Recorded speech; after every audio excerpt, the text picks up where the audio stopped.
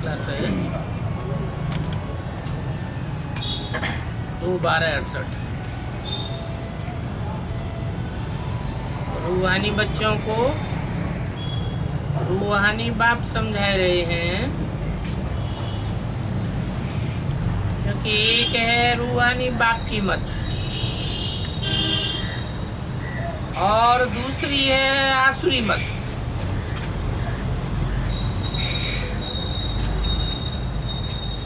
रूहानी बाप की मत एक ही है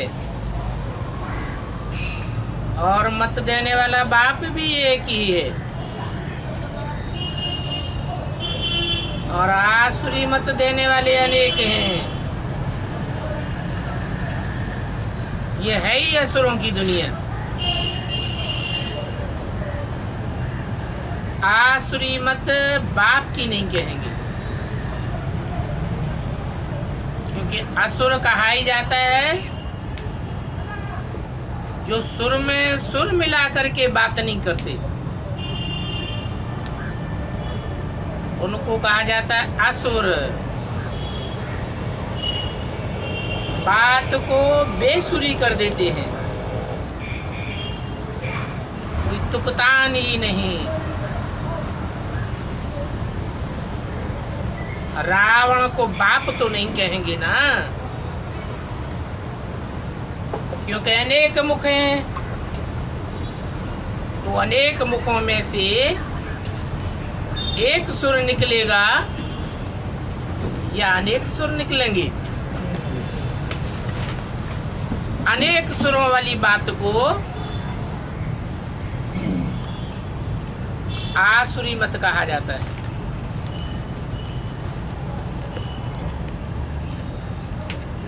बाप एक बात समझावेंगे, असुर अपनी मनमत मिक्स करके, मनुष्यों की मत मिक्स करके, शास्त्रों की मत मिक्स करके दूसरी बातें बताई देंगे। और बाप तो एक होता है। रावण के तो 10 सिर हैं, 10 बाप तो नहीं होंगे ना। और एक बाप से संपत्ति मिलती है, वर्षा मिलता है। अनेकों बाप से वर्षा थोड़ी मिलेगा। तो रावण से तो और ही संपत्ति कम होती जाती है। वो है ही रावण की आसुरी मत। और अभी तुम बच्चों को मिल रही है ईश्वरीय मत। तो कितना रात दिन का फर्क हो जाता है। बुद्धि में आता है कि ईश्वरीय मत से दैवी गुण का धारण करते हैं,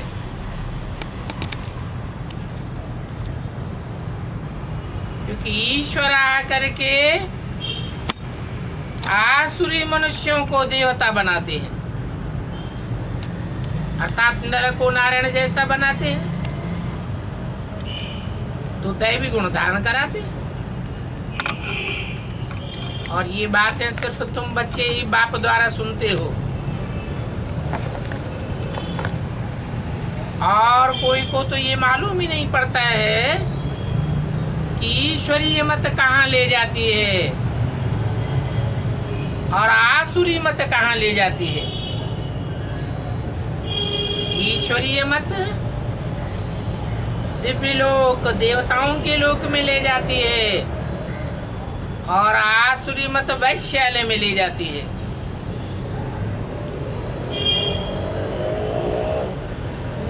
ये तुम ही जानते हो। आसुरी मत जब से मिलती है तुम नीचे ही गिरती आई हो।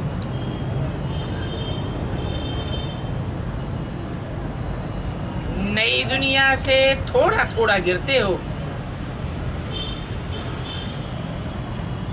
गिरना कैसे होता है, फिर चढ़ना कैसे होता है, ये भी तुम बच्चे समझ गए हो।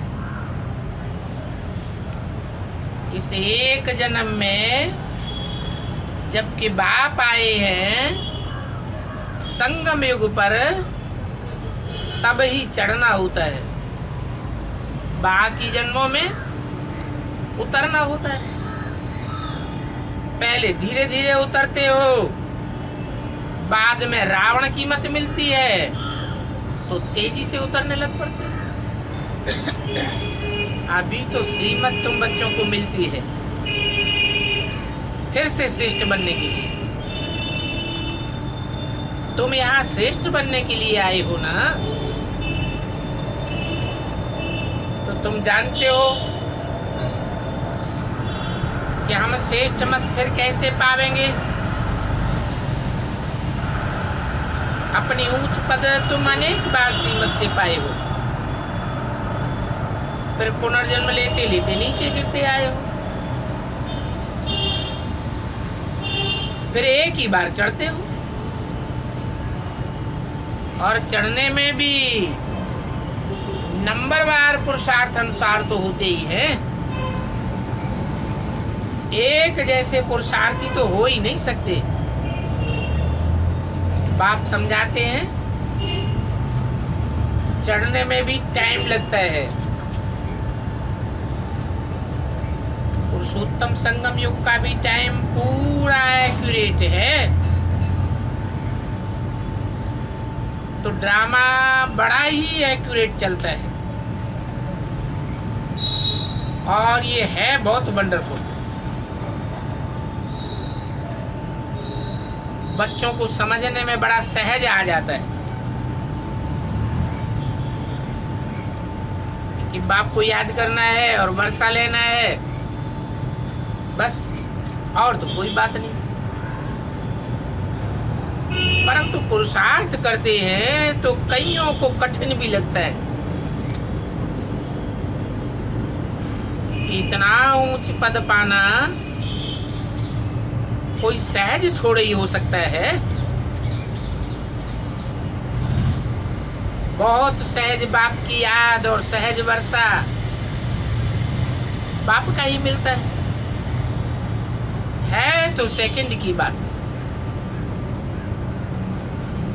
फिर पुरुषार्थ करने लग पड़ते हैं तो माया के बिगन पड़ते हैं। रावण पर जीत पाना होता है। सारी सृष्टि पर इस रावण का राज्य है। अभी तुम समझते हो हम योग बल से हर कल्प जीत पहनते आए हैं,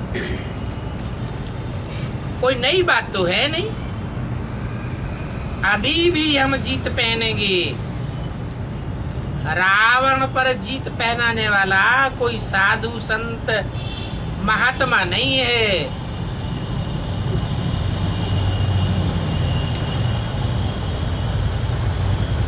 क्या मतलब?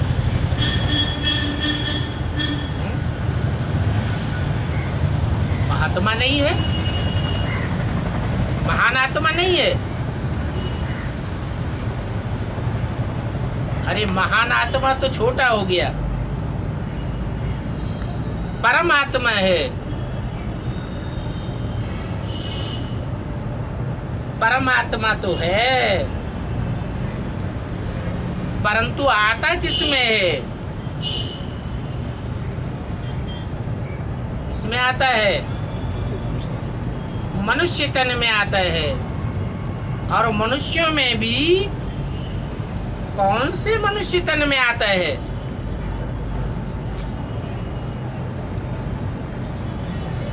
ऐसे मनुष्य तन में आता है जो षष्ठ चक्र में पूरे 84 जन्म लेता है, पूरा पावन बन करके चक्र लगा करके पूरा पावन से पतित बनता है। पतित से पतित कामी कांटे में प्रवेश करता हूँ, उसको बड़े से बड़ा फूल बनाने के लिए।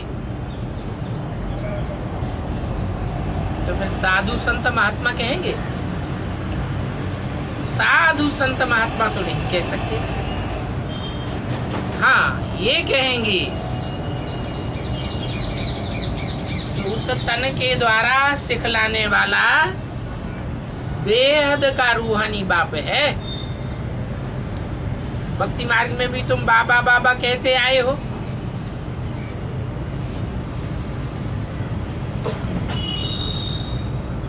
अब बाबा किसे कहा जाता है वो तो कोई को पता ही नहीं है। बाबा कहा जाता है साकार और निराकार के मेल को। परंतु पहले बाप को नहीं जानते थे, आत्मा को जानते थे। कहते थे भ्रकुटी के बीच चमकता है अजब सितारा। आत्मा को जानते हुए भी बाप को नहीं जानते थे।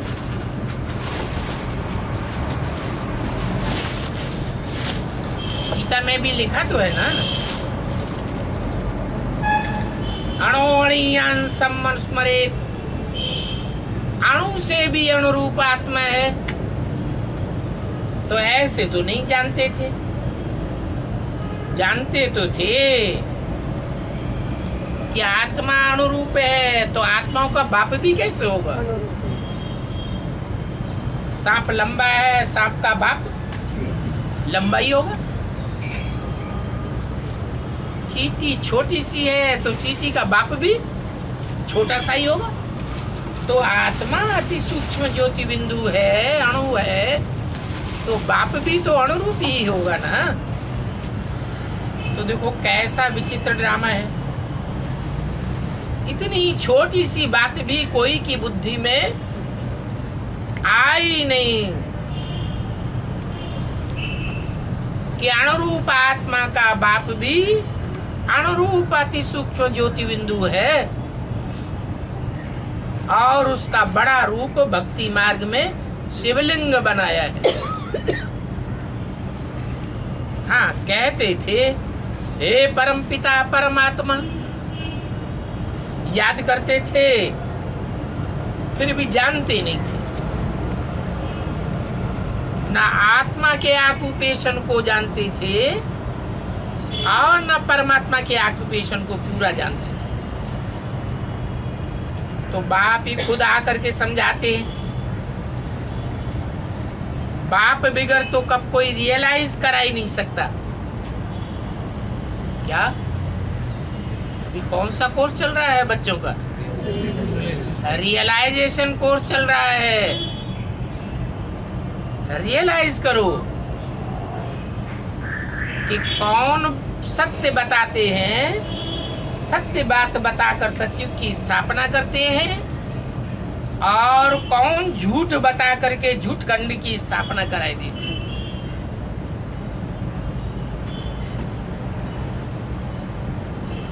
बाप को खुद आना पड़े रियलाइजेशन कराने के लिए, और तो कोई का पार्ट नहीं है। गायन भी है ईश्वरीय संप्रदाय, और ईश्वरीय संप्रदाय के जस्ट उल्टा आसुरी संप्रदाय। यूं तो सभी आत्मा ईश्वरीय संप्रदाय ही है। क्या अगर सभी आत्माएं आत्मिक रूप में स्थित हो जाएं तो कौन सा संप्रदाय हुई?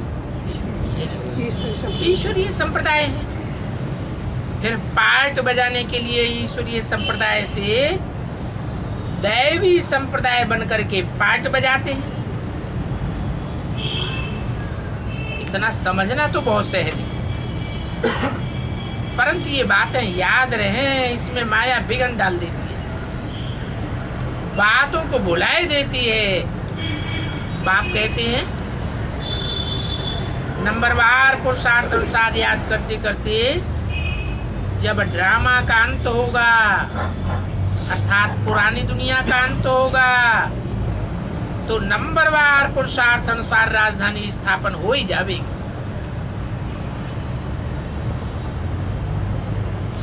कोई आसुरी मत पर भटकते रहेंगे तो राजधानी में नीचा पद पाए लेंगे। कम भटकेंगे तो पद नंबरवार ऊंचा बनेगा। ये सूर्यवंशी चंद्रवंशी राजधानी स्थापन हो रही है क्या? जो राजधानी स्थापन हो रही है वो सूर्यवंशियों के मेल से और चंद्रवंशियों के मेल से स्थापन हो रही। क्या अंतर है दोनों में? सूर्यवंश में एक सूर्य का ही ज्ञान प्रकाश चलता है। सूर्य उगता है तो क्या रात की तरह दिन में सितारे आकाश में नहीं होते हैं? होते तो हैं, लेकिन उनका प्रकाश सूर्य के सामने उनका प्रकाश टिकता नहीं है। और चंद्रमा में क्या अंतर है? चंद्रवंश कहते हैं, चंद्र में क्या अंतर है? चंद्रमा की भी रोशनी है। अगर चंद्रमा डिम रोशनी वाला हो जाता है तो सितारों की भी रोशनी काम करने लग पड़ती है। तो एक का ज्ञान प्रकाश हुआ या अनेकों का ज्ञान प्रकाश हुआ? एक का हुआ रात में है, अनेकों का ज्ञान प्रकाश हो गया। एक बात सुनाएगा, दूसरा दूसरी बात सुनाई देगा, तीसरा तीसरी बात सुनाई देगा। तुंडे तुंडे मतिर भिन्ना हो जाती है। तो सूर्यवंश और चंद्रवंश ये दो प्रकार की राजधानियां स्पष्ट नजर आनी चाहिए। सूर्यवंशी कौन है और चंद्रवंशी कौन है? सूर्यवंशी वो है जो एक के अलावा और कोई कीमत नहीं मानते, पक्का पकड़ लेते हैं, पक्का बाप को पहचान लेते हैं और उसकी मत पर चलते हैं। चंद्रवंशी वो है जो न खुद बाप को पहचानते हैं पूरा पूरा और न दूसरों को पहचानने देते हैं। दूसरों की बुद्धि को भी मति भ्रम पैदा कर देते हैं। नहीं नहीं ये ऐसा है, अरे ऐसा नहीं है, वैसा है। तो मति भ्रम पैदा हो जाता है।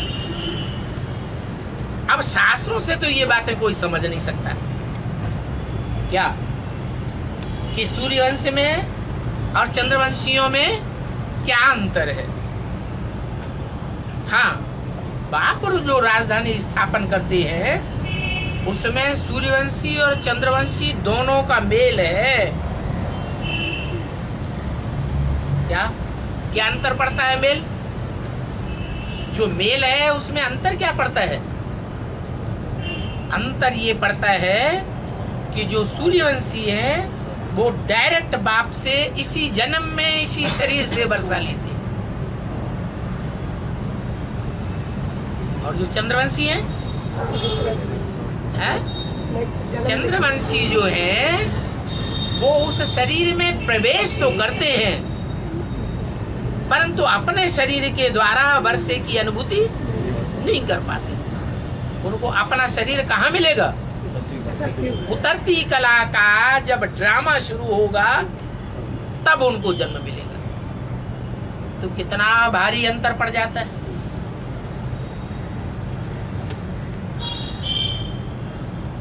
आसुरी मत पर चलने का और ईश्वरीय मत पर चलने का अंतर बताया। ईश्वरीय मत एक और आसुरी मत अनेक प्रकार की।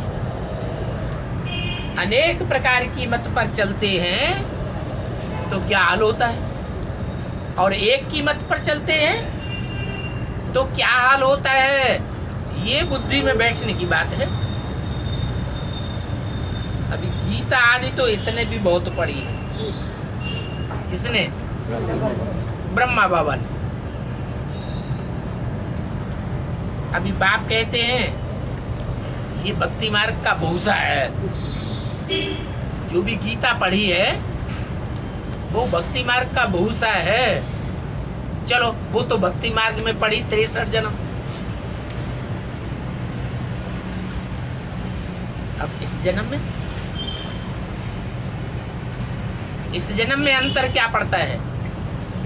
जो चंद्रमा का पार्ट बजाने वाली आत्मा है उसने भी गीता पढ़ी, जो सूर्य का पार्ट बजाने वाली आत्मा है उसने भी गीता पढ़ी, और ब्राह्मण जन्म लेकर के ब्रह्मा के मुख से जो वेदवाणी बोली गई वो ब्रह्मा ने भी पढ़ी। ऐसे तो नहीं कि ब्रह्मा के मुख से एक बार बोला जाता था, वो दोबारा ब्रह्मा बाबा पढ़ते ही नहीं थे।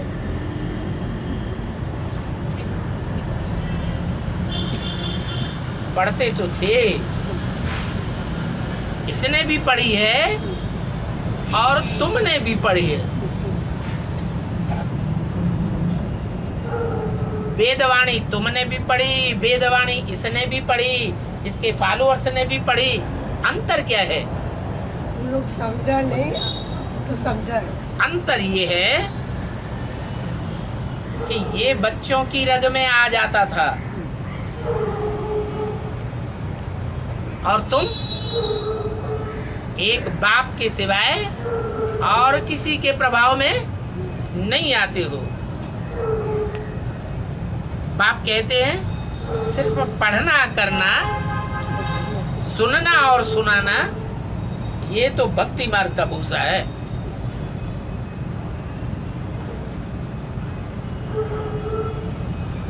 गीता में सबसे बड़ी भूल क्या हुई है?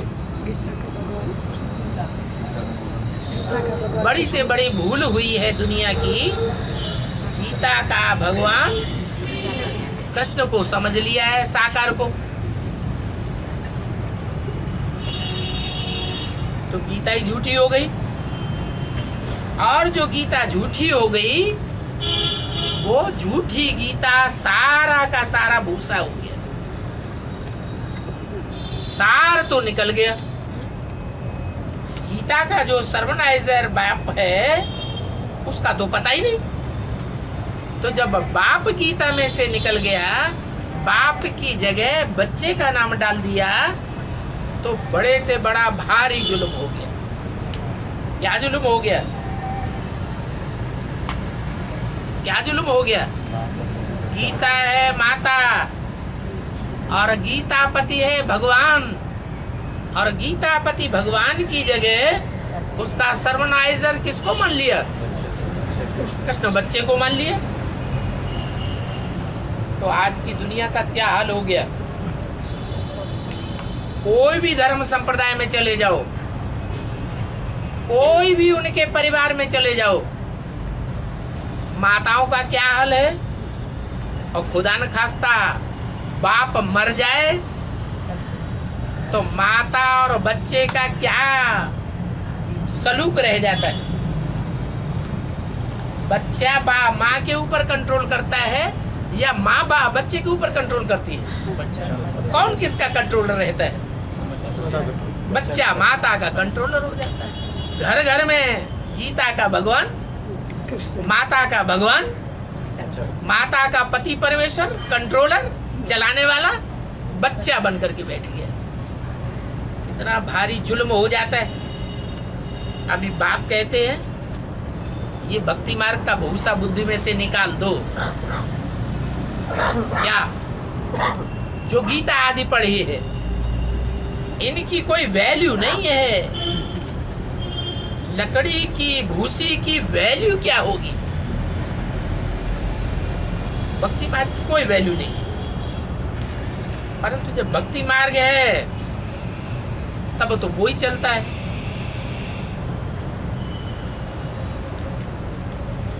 ज्ञान मार्ग है तो ज्ञान ही चलना चाहिए ना। भक्ति मार्ग में तो भक्ति को छोड़ते ही नहीं। बाप कितना छुड़ाने की कोशिश करते हैं परंतु छोड़ते ही नहीं। क्या छुड़ाने की कोशिश करते हैं? बाप क्या कोशिश करते हैं? भक्ति छुड़ाने की कोशिश करते हैं। भक्ति मार्ग छोड़ दो, ये भागना करना छोड़ दो। भक्ति मार्ग में क्या करते हैं? मंदिर में जाएंगे, वहां भी माथा टिका देंगे। कन्वर्ट हो गए, भक्ति मार्ग में कन्वर्ट भी होते हैं ना। मुसलमान बन गए तो वहां जाके मस्जिद में माथा टिकाएंगे। कोई गिरजाघर में जाकर के कन्वर्ट हो जाते हैं तो वहां जाकर के माथा टिकाएंगे। अच्छा, कन्वर्ट नहीं हुए कोई धर्म में, अपने ही धर्म में रहे तो कहीं कोई देवता के सामने माथा टिकाएंगे, कोई देवता के सामने माथा टिकाएंगे, कहीं एक गुरु को पकड़ेंगे, कहीं दूसरे गुरु को पकड़ेंगे, बस बुद्धि भागती रहेगी। बुद्धि को कोई भी ठिकाना मिलता ही नहीं कि किस कीमत पर चले। तो बाप तो ठिकाने पर बुद्धि बिठाने की कोशिश करते हैं, लेकिन बच्चे भक्ति मार्ग छोड़ते ही नहीं। ये भक्ति में कितना किचड़ा चलता है क्या। जब उल्टा रास्ता बुद्धि में बैठ जाता है तो किचड़ा बढ़ेगा या घटेगा? किचड़ा ही किचड़ा चलता है। आधा कल्प उस पर हेरे हुए तो जल्दी थोड़े ही छोड़ेंगे। इसकी बात की दुनियावी भक्तों की बात कर रहे हैं या बच्चों की बात कर रहे हैं? आधा कल्प 63 जन्म भक्ति मार्ग में हिरे हुए हैं तो जल्दी भक्ति मार्ग थोड़े ही छोड़ेंगे। ये बुद्धि का भटकाना जल्दी थोड़े ही छोड़ेंगे। नंबरवार छूटते रहते हैं इस भक्ति मार्ग के भटकने से। और सभी का तो भक्ति मार्ग छूट भी नहीं सकता। क्या कितनों को छूटेगा? भक्ति मार्ग कितनों को छूटेगा?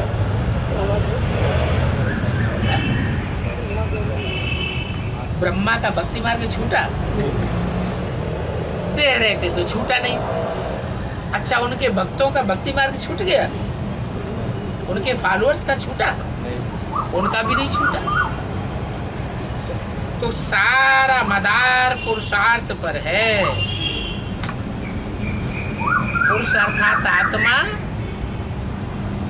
और आत्मा के अर्थ क्या क्या करना है सो तो बाप ही बताते हैं।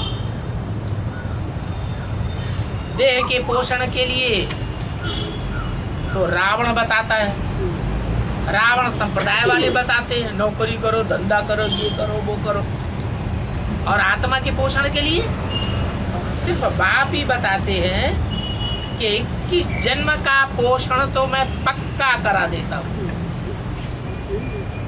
इस 21 जन्म के लिए तो मैं कोई भी मुसीबत नहीं आवेगी, कोई भी प्रकार का खींचातानी नहीं करनी पड़ेगी। 21 जन्म के लिए तो तुम पूरे सुखाला रहेंगे। बाकी 63 जन्म भी 21 जन्मों के आधार पर हिसाब किताब बन जाता है। अगर 21 जन्मों में ऊंचते ऊंच पद रहा तो 63 जन्मों में भी तुम ऊंचते ऊंच स्टेज ही पाए लेंगे। तो सारा पुरुषार्थ पर मदार है। पुरुषार्थ माने पुरुष माने आत्मा, अर्थ माने लिए। आत्मा के लिए जो किया जाए सो पुरुषार्थ, और शरीर के लिए जो किया जाए वो पुरुषार्थ नहीं है, परमार्थ भी नहीं है। वो देह के लिए जो कुछ किया गया सो सब रावण के लिए किया। रावण की दुनिया बनेगी, ईश्वरीय दुनिया नहीं बनेगी। हाँ, ये कहेंगे धंधा आदि कोई का राइल होता है, कोई का धंधा छीछी होता है। मछली का व्यापार करते हैं, शराब का व्यापार करते हैं, तो क्या कहेंगे कैसा धंधा है? छीछी धंधा है। शराब बेचते हैं ना, शराब तो सब विकारों को खींचती है। जो शराबी होगा उसमें कोई भी विकार ऐसा रहेगा नहीं जो अति को न पहुंच जाए। ये धंधा बहुत खराब है। शराब सभी विकारों को खींचती रहती है।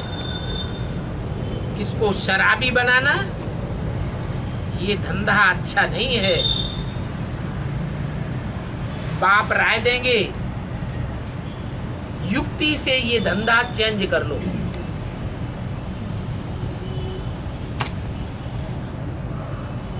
लौकिक धंधे की ही बात पता हम पढ़ाते हैं या अलौकिक धंधे की भी बात पढ़ाते हैं?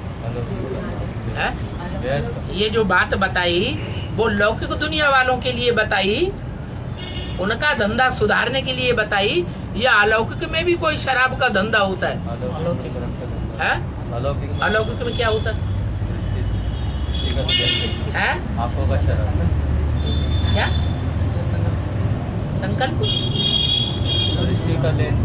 उससे दूसरे का तो कोई नुकसान नहीं हुआ, हमने अपने अंदर अंदर संकल्प कर लिया, उससे दूसरे का क्या नुकसान होगा?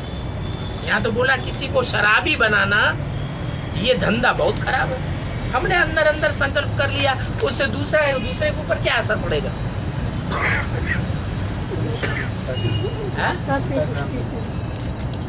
दृष्टि और वाचा से वो फिर बाद में होता है। दृष्टि का लेन देन, दृष्टि का लेन देन। ये धंधा जो है, जैसे वो शराब पीने से कितना थोड़े समय के लिए नशा चढ़ जाता है, ऐसे ये आंखों की शराब जो है ये ऐसी व्यभिचारी बनाती है कि लोगों को अल्पकाल का बड़ा नशा चढ़ जाता है। बाप कहते हैं इस धंधे को छोड़ दो, छोड़ने में फायदा है, युक्ति से छोड़ देना चाहिए। लेकिन कोई ब्रह्मा कुमार कुमारियों की बुद्धि में ये बात बैठती नहीं है जल्दी कि ये धंधा बाप का बताया हुआ धंधा नहीं है। क्या कि एक दूसरे को बैठ करके दृष्टि दो, उस दृष्टि के लेन देन से कोई सृष्टि सुधर जाएगी। ये एक धंधा बनाया हुआ है। क्या कोष घर खोलो, कन्याओं को संदली में बैठाओ, नए नए नौजवानों को आकर के अंदर बुलाओ और ये धंधा चलाओ। अब वो नौजवान तो फंस जाएंगे ना, तो धंधा चालू हो जाएगा। बड़े बड़े घराने के नौजवान आएंगे, खूब पैसे वाले होते हैं, तो ज्यादा आमदनी होगी, कम आमदनी होगी? आमदनी तो बहुत बढ़ जाएगी। बाप कहते हैं ये धंधा बिल्कुल अच्छा नहीं है। बाप राय देंगे, युक्ति से ये धंधा चेंज कर दो, नहीं तो तुम ऊंच पद पाए नहीं सकेंगे। अगर ये धंधा चलाते रहे, ये धंधा चलाने से क्या होगा? जैसी दृष्टि लेंगे, दृष्टि लेने वाले की वृत्ति वैसी ही बनेगी या अच्छी दृष्टि बनेगी? दृष्टि देने वाले की जैसी दृष्टि होगी, वृत्ति होगी, वैसी ही लेने वाले की दृष्टि वृत्ति बनेगी या उत्थान होगा? उन्नति होगी? उन्नति नहीं हो सकती। बाप कहते हैं सभी धंधों में है नुकसान। बिगर अविनाशी ज्ञान रत्नों के और सब धंधे नुकसान करने वाले। दृष्टि से वृत्ति बिगड़ेगी, वृत्ति बिगड़ेगी तो संकल्प कैसे चलेंगे? खराब संकल्प चलेंगे। जब अपने अंदर खराब संकल्प चलेंगे तो हम दूसरों को ज्ञान कैसा सुनाएंगे? मिक्स ज्ञान सुनाएंगे। ईश्वरीय जो ज्ञान की बातें हैं उनमें अपनी मनमत मिक्स करके सुनाएंगे। तो बाबा कहते हैं इन सभी धंधों में नुकसान है, बिगर अविनाशी ज्ञान रत्नों के धंधे के। बल जवाहरात का धंधा आदि ये करते थे, परंतु फायदा तो नहीं हुआ ना। करके लखापति बन गए। आज की दुनिया में करोड़पति अरबपति बन जाते हैं। फायदा होता है क्या? पुरुषार्थ होता है, आत्मा का कल्याण होता है, आत्मा का कल्याण तो होता नहीं। तो इस धंधे से तुम क्या बनते हो और उस धंधे से क्या बनते हो? बाबा पत्रों में भी हमेशा लिखते हैं पद्मा पदम भाग्यशाली। सो भी तुम तो 21 जन्मों के लिए पद्मा पदम भाग्यशाली बनते हो। 2:12:68 की वाणी का दूसरा पेज। तुम समझते भी हो कि बाबा ये बातें कहते तो बिल्कुल ठीक है। जो हम अभी हैं वो ही हम सो देवता थे। हमारी दिव्य बुद्धि थी। कैसी दिव्य बुद्धि थी? कैसी दिव्य बुद्धि थी? अभी भ्रष्ट बुद्धि बन गई। हम देवता थे तो हमारी दिव्य बुद्धि थी, अर्थात हमारी दृष्टि एक में ही डूबती थी। कितने जन्म तक? 21 जन्म तक हमारी दृष्टि एक में ही डूबती थी। और अभी हम भ्रष्ट बन गए तो कोई ने ये धंधा चला दिया शराब का, तो बस ब्रह्मा कुमारी आश्रम में बैठते ही, बुद्धि में बैठता ही नहीं, हम ये भ्रष्ट धंधा सीख लिया। फटाक से भ्रष्ट धंधे में उलझ गए। बड़ा आनंद आने लगा, ओहो नशा चढ़ गया। ज्ञान का मनन चिंतन मंथन भले बिल्कुल खत्म हो जाए, लेकिन नशा अल्पकाल का बहुत चढ़ता था। तो तुम भी समझते हो कि बाबा कहते तो बिल्कुल ठीक है। पहले हम सो ये देवता थे, हमारी दिव्य बुद्धि थी। जब हमारी दिव्य बुद्धि थी तो दृष्टि भी हमारी व्यभिचारी थी। अब व्यभिचारी थी, अब व्यभिचारी थी, और वृत्ति भी हमारी अब व्यभिचारी थी। एकाग्र बुद्धि थे, आत्मिक याद थी। अनेकों की याद हमको देहधारियों की नहीं आती थी। फिर पीछे चक्र लगाते लगाते हम नीचे आ गए। सृष्टि के आत्मतत्व को भी जान गए हो। नॉलेज तो बाप द्वारा मिली है, परंतु फिर दैवी गुण भी तो धारण करने हैं। अपनी जांच करनी है, हमारे में कोई आसुरी गुण तो नहीं है। क्या कहा? देवताओं से टैली करो। अपने गुणों का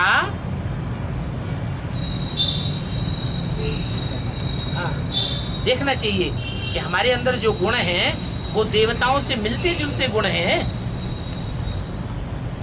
हमारी दृष्टि जैसी देवताओं की दृष्टि होती है, वैसी ही दृष्टि और वृत्ति है। हमारी कृति, हमारे कर्म देवताओं के जैसे कर्म हैं।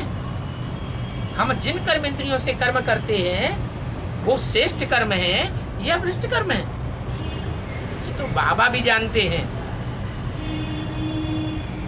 हमने ये अपना शरीर रूपी मकान लिया है और इसने ये शरीर रूपी मकान दिया है, क्योंकि ये मकान है ना। किसके रहने के लिए? आत्मा के रहने के लिए ये मकान है ना। इसमें आत्मा रहती है। हमको तो बहुत फकुर रहता है। किनको? मकानदार को। जो मकान का मालिक है उसको तो बहुत फकुर रहता है। क्या फकुर रहता है? बहुत नशा रहता है। क्या नशा रहता है? हमारा मकान ऊंच से ऊंच भगवान ने आकर के लिया। हमने भगवान को अपना मकान किराए पर दिया है। हम कितने ऊंचे मकान मालिक हैं। ड्रामा प्लान अनुसार उनको और कोई मकान लेना ही नहीं है सिवाय मेरे मकान के। तो ब्रह्मा बाबा को तो बहुत नशा चढ़ गया। कल्प कल्प यही मकान लेना पड़ता है। पड़ता है माने शिव बाबा की भी मजबूरी है कि कल्प कल्प शिव बाबा को मुरली चलाने के लिए कौन सा मकान लेना पड़ता है? ब्रह्मा दादा लेखराज का ही मकान लेना पड़ता है। क्यों? मजबूरी क्या है? कोई दूसरा मकान ले ले।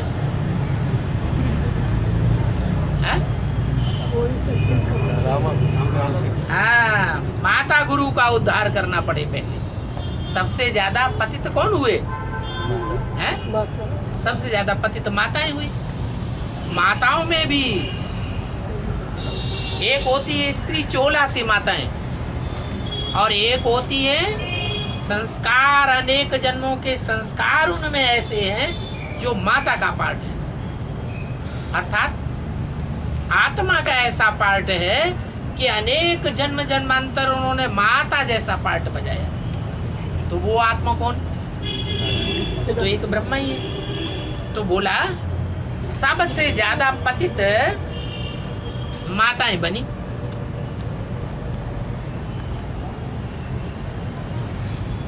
तो यही मकान लेना पड़ता है। इनको तो खुशी होती है, परंतु फिर भी हंगामा कितना मचा हुआ है।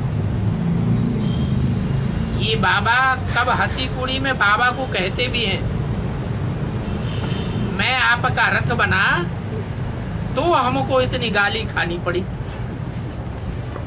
ना आपका रथ बनता ना हमको इतनी गाली खानी पड़ती। तो ये अखुर की बात हुई, नशा चढ़ने की बात हुई, या नशा उतर गया? हा? ऐसी बात जो ब्रह्मा बाबा ने शिव बाबा को बोली, तो ऐसी बात बोलने वाले का नशा उतर गया या चढ़ गया? तो उतरने वाली बात होगी। इसका मतलब घड़ी घड़ी फकुर होता था और घड़ी घड़ी शोक होने लगता है कि हमको इतनी गाली खानी पड़ती है। तो शिव बाबा क्या कहेंगे? क्या कहेंगे? शिव बाबा कहेंगे आत्मा थोड़ी गाली खाती है, देहवान गाली खाता है कि आत्मा गाली खाती है? हा? तुम देहवान में क्यों रहते हो? बाबा ने तो सिखाया हुआ है, तुम क्या हो? तुम आत्मा हो। अपन को आत्मा समझो तो गाली क्या चिपक जाती है? चिपक जाती है गाली? कोई ग्लानि करता है हमारे मुंह के सामने, या 10, 20, 15 हजार 2000 आदमियों के सामने ग्लानि करता है, अखबार में डाल देता है, रेडियो में डाल देता है, टेलीविजन में आ जाती है ग्लानि, तो क्या ग्लानि हमको चिपकती है? शिव बाबा को ग्लानि चिपकती है या देहधारी को ग्लानि चिपकती है? देहधारियों को ग्लानि चिपकती है। बाबा कहते हैं कि तुमको तो इतनी ग्लानि नहीं मिलती है। शिव बाबा क्या कहते हैं? शिव बाबा कहते हैं ब्रह्मा बच्चे, तुमको तो इतनी ग्लानि नहीं मिलती है जितनी मुझको मिलती है। सबसे जास्ती ग्लानि, सबसे ज्यादा गाली कौन खाते हैं? शिव बाबा की ग्लानि सबसे जास्ती होती है, उसके बाद फिर दूसरे नंबर पर ब्रह्मा की होती है। अभी तुम्हारी बारी है क्या? अभी तुम्हारी बारी है। आगे चल के जब मैं डायरेक्ट पार्ट बजाऊंगा तो मेरी बारी होगी। आदि में मैंने पार्ट बजाया, एनटीओ मंडली बनी थी ना, आदि में मैंने पार्ट बजाया तो मेरी ग्लानि हुई। तो मेरा पार्ट आदि में भी है और अंत में भी। अभी तुम्हारी बारी है। ब्रह्मा को कब गाली मिली नहीं है, पहले लौकिक जीवन में कब इनको गाली मिली नहीं है, अभी बारी आई है। रथ दिया है ये तो समझते हैं, तो जरूर बाप की मदद भी मिलेगी। फिर भी बाबा कहते हैं बाप को निरंतर याद करना। कौन बाबा कहते हैं? ब्रह्मा बाबा। फिर भी ब्रह्मा बाबा कहते हैं बाप को निरंतर याद करना, इसमें तुम मेरे से जास्ती तीखे जाते हो। कौन? ब्रह्मा बाबा ने किससे कहा? भविष्य के पार्ट से। जिन बच्चों को शिव बाबा इमर्ज करते थे उन बच्चों को कहा, क्या कहा? तुम बच्चे मेरे से भी जास्ती तीखे जाते हो याद की यात्रा में। निरंतर याद मैं नहीं कर सकता हूं, लेकिन तुम निरंतर याद करते हो। क्या कारण? जिनके मत्थे मामला, ज्यादा वजन कौन ढोता है? हैं? जिम्मेदारी हैं? जिम्मेवारी जिम्मेवारी का ज्यादा वजन किसने ढोया? क्यों? ब्रह्मा बाबा ने क्यों ढोया? ब्रह्मा बाबा को तो 400 ही मिली, शिव बाबा को कितनी मिलती है? 16,000 का परिवार हो जाता है गोपियों का। तो ज्यादा वजन किसके ऊपर हुआ? शिव बाबा के ऊपर होना चाहिए। फिर ऐसे क्यों कहते हैं जिनके मत्थे मामला, इनके ऊपर तो बहुत पूरी बारात की बारात थी, 4 बारातें जैसे उनकी पालना करनी पड़ी अपने को जिम्मेदारी हैं? तो शिव बाबा को देते नहीं थे जिम्मेदारी अपने नहीं, देवान शिव बाबा को देहभान नहीं है। जिसको देहभान नहीं है उसको कोई चिंता नहीं रहती, और जिसको देहभान होता है तो उसको लगता है कि बड़ा वजन पड़ रहा है। ये अंतर है। इसलिए गधे का मिसाल दिया है। वजन किसके ऊपर डाला जाता है? गधे के ऊपर वजन डाला। कुम्हार के ऊपर वजन होता है क्या? धोबी के ऊपर वजन होता है क्या? धोबी के ऊपर वजन नहीं होता है। शिव बाबा क्या है? हैं? शिव बाबा तो धोबी है। और गधा कौन है? ब्रह्मा बाबा गधा हो गया। फिर गधी किसी के?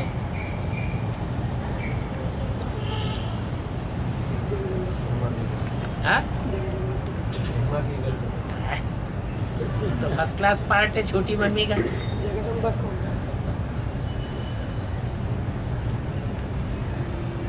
ब्रह्मा बाबा की बुद्धि ज्यादा दबी रहती थी कि मम्मा की बुद्धि दबी रहती थी?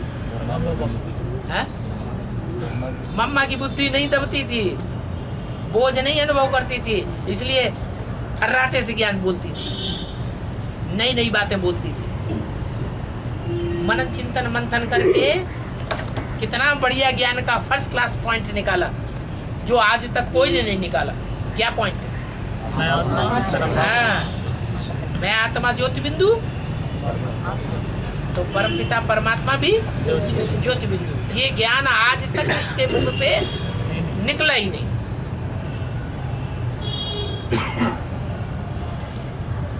पहले पहले मम्मा ने ये बात ईजाद की, तो मनन चिंतन मंथन किए बगैर हो गया। हा? जिसका वजन ज्यादा होगा दिमाग में वो मनन चिंतन मंथन कर सकेगा कि हल्की फुल्की बुद्धि मनन चिंतन मंथन कर सकेगी? हल्की फुल्की मंथन कर सकती है। तो देखो, निरंतर याद करना, इसमें मेरे से तुम जास्ती तीखे जाते हो, क्योंकि इनके ऊपर तो मामला बहुत है ना। किनके ऊपर ज्यादा बोझ है? इनके ऊपर है। बल ड्रामा कह के छोड़ देते हैं, फिर भी कुछ न कुछ लेस तो जरूर आता है। गधी को छोड़ दिया। हैं? गधी को छोड़ दिया। किसको?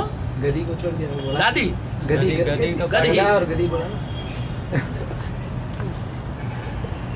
ब्रह्मा बाबा का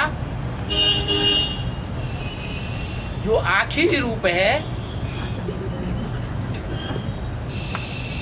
वो क्या है? जगदम्बा वो कितने की पालना करेगी? हाँ? सबको कितने की पालना करेगी? 500 करोड़ सारी दुनिया की नहीं करेगी। परिवार, अंदर के परिवार की बात बताओ। 9 जिनका लाख। है 16,000 का परिवार की पालना करेगी। ये ब्रह्मा कुमारी यहाँ तो कुछ भी नहीं है। राज करेगा खालसा, तो अंतिम टाइम पर जो ब्राह्मण परिवार होगा इतना बड़ा, सारी दुनिया में जिसका नाम वाला हो जाएगा, इतने बड़े परिवार की पालना करने का काम किसका होगा? ब्रह्मा का। लेकिन रूप दूसरा होगा। तो वजन पड़ेगा बुद्धि में कि नहीं पड़ेगा? है? बुद्धि में वजन पड़ेगा। कहाँ? विश्व की महारानी, बुद्धि में वजन पड़ता है? है? विश्व की महारानी कौन है? नारी से लक्ष्मी। उसकी बुद्धि में वजन पड़ेगा? नहीं पड़ेगा। और जगदम्बा की बुद्धि में वजन पड़ेगा। तो लक्ष्य क्या है जीवन का? नारी से लक्ष्मी बनना। तो फिर लक्ष्य प्राप्त कर सकेगा? है? अगर बुद्धि में वजन होगा तो लक्ष्य की प्राप्ति नहीं हो सकती। इसलिए जगदम्बा है तो नारी चोला, लेकिन फिर भी नारी से लक्ष्मी नहीं बन पाती। ब्रह्मा का भी है तो नर चोला, लेकिन नर से नारायण नहीं बन पाते।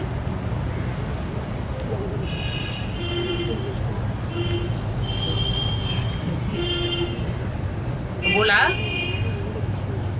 भले ये ड्रामा करके छोड़ देते हैं, परंतु लेस तो जरूर आती है। ये बेचारी बहुत अच्छी सर्विस करती थी, ये बच्ची खराब हो गई। ब्रह्मा बाबा को चिंता लग जाती थी। क्यों ब्रह्मा बाबा को चिंता लग जाती थी? शिव बाबा को चिंता नहीं लगनी चाहिए? हैं? अच्छा, शिव बाबा को शरीर नहीं होता? वो तो निराकारी हाँ? वो तो निराकारी निर्विकल्प निराकार। हाँ, उसको मोह नहीं होता है किसी का। अरे खराब हो गई, गिर गई तो ड्रामा में नूद था, इसका पार्ट था। ऐसा चिंता किस बात की है? ब्रह्मा को चिंता होती है, बच्ची खराब हो गई, गिर गई, कितनी डिससर्विस हो गई। ऐसा ऐसा काम करते हैं बच्चे तो इनको लेस आ जाती है। ये नहीं समझते ये तो ड्रामा बना हुआ है। उस समय ड्रामा की बात बुद्धि में भूल जाती है, बाद में ख्याल आता है ये तो ड्रामा बना हुआ है। माया अवस्था को बिगाड़ देती है तो बहुत डिससर्विस हो जाती है। कितना अबलाओं आदि पर अत्याचार हो जाते हैं। आर्य समाजी आदि तो हमारे बच्चे नहीं है। क्या कहा? ये क्या कह दिया? हाँ? जो आर्य समाजी हैं ये तो हमारे बच्चे नहीं हैं। क्यों? ये हमारे बच्चे नहीं है, ऐसा क्यों कह दिया? वो भगवान को मानते ही नहीं। भगवान को मानते नहीं? क्यों? निराकार भगवान को नहीं मानते? देवी देवता को ही मानते हैं। एक को नहीं पकड़ते। हाँ, वो देवी देवताओं को मानते ही नहीं, वो भगवान के साकार रूप को मानते ही नहीं, वो निराकार को, बिंदु को मानते हैं। तो ये आर्य समाजी मेरे बच्चे नहीं हैं, क्योंकि बच्चे हैं हो तो वर्षा पावे, और वर्षा पाने के लिए साकार बाप चाहिए या निराकार चाहिए? वर्षा पाने के लिए तो साकार बाप चाहिए। साकार बाप की उनको पहचान होती है।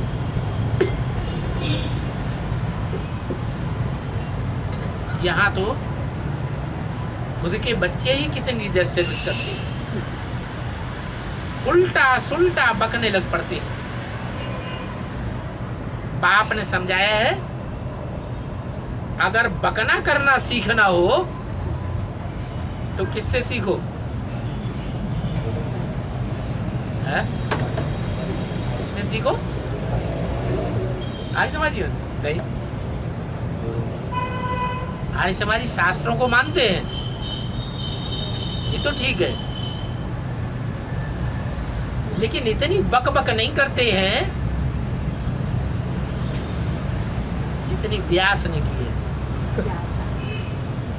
अगर बकना सीखना हो तो व्यास से सीखो। कितनी बकवाद लिख दी है। अब है तो ड्रामा, परंतु क्या बैठ लिखा है, और फिर नाम कितना बड़ा रखा है। कितना बड़ा नाम रखा है?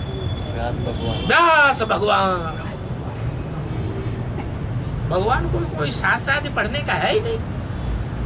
भगवान को कोई शास्त्र लिखने की दरकार है क्या?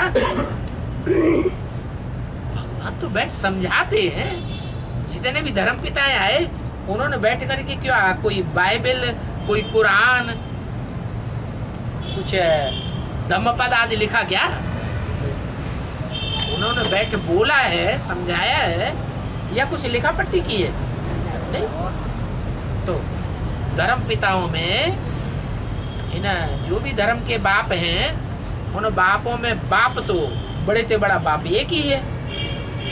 वो भी कोई शास्त्र बैठ लिखते थोड़े ही है, ना उनको कोई शास्त्र पढ़ने का है। तो समझाते हैं, नाम रख दिया है गीता। अब श्री कृष्ण भगवान वाच तो है ही नहीं।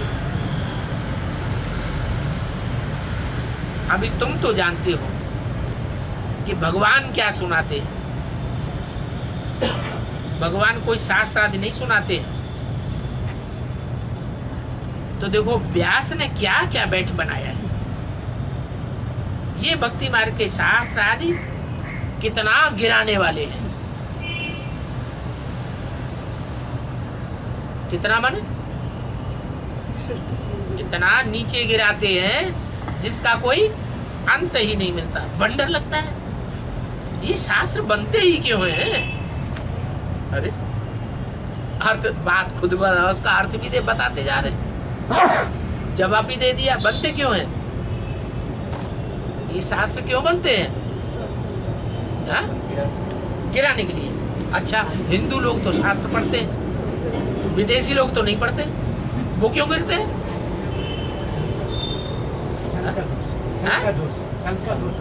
शंकर संग दोष। नहीं, विदेशियों ने भी शास्त्रों की बहुत आलोचना की है। उन्होंने शास्त्रों को बहुत पढ़ा है, शास्त्रों के अपने तरीके से अर्थ निकाले हैं। विदेशियों ने भी शास्त्र पढ़े हैं, तब तो उन्होंने जाना है कि चंद्रमा पर अमृत है, चंद्रमा पर देवताएं वास करते हैं। तो चंद्रमा को ढूंढो, चंद्रमा तक पहुंचो। दूसरे दूसरे ग्रह उपग्रह हैं, उनमें भी संसार है। मंगल पर पहुंचो। महाभारत युद्ध हुआ, उसमें एटॉमिक एनर्जी की इजाद ये बुद्धि में कहां से आया? अग्नेय अस्त्र थे महाभारत में, ये बुद्धि में किसने बैठाया? शास्त्रों ने तो बैठाया।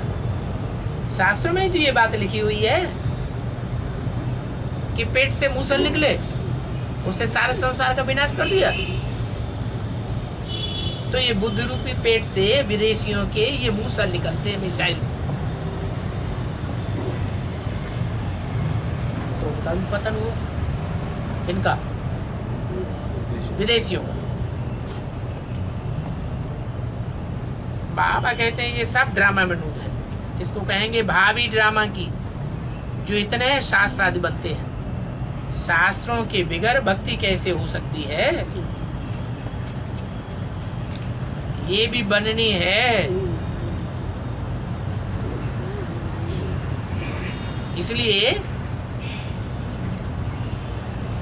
इसलिए रावण के हाथ में भी क्या दिखाते हैं? वेद शास्त्र दिखाते हैं। अब ब्रह्मा के हाथ में भी वेद शास्त्र दिखाते हैं। माना भक्ति कहाँ से आती है? रावण से आती है। फिर ब्रह्मा के हाथ में क्यों दिखाते हैं? ब्रह्मा हाँ, शास्त्र हैं और शास्त्रों को पढ़ा, सुना, दूसरों को सुनाया और मनन चिंतन मंथन कुछ भी नहीं निकला। नई बात कुछ भी निकली नहीं, तो अनर्थ होता है। अर्थ की जगह क्या हुआ? अनर्थ हुआ। शास्त्रों में लिखा रावण को 10 शीश थे, तो ज्यों का त्यों मान लिया रावण को 10 शीश थे। हनुमान बंदर के जैसा था, गणेश हाथी के जैसा था। तो ज्यों की त्यों बातें शास्त्रों की स्वीकार कर ली। बुद्धि से मनन चिंतन मंथन कुछ भी हुआ नहीं। ओम